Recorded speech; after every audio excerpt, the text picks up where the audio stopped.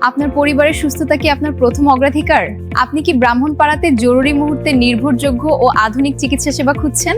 বরকতময় সুস্বাস্থ্যের জন্য আপনাদের সেবা দেওয়া আমাদের একান্তই কাম্য। স্বাগতম ডিভিশন হাসপাতাল, ব্রাহ্মণপাড়া দক্ষিণ বাজার কেন্দ্রীয় ঈদগাহের উত্তর পার্শ্বে, ব্রাহ্মণপাড়া, কুমিল্লা।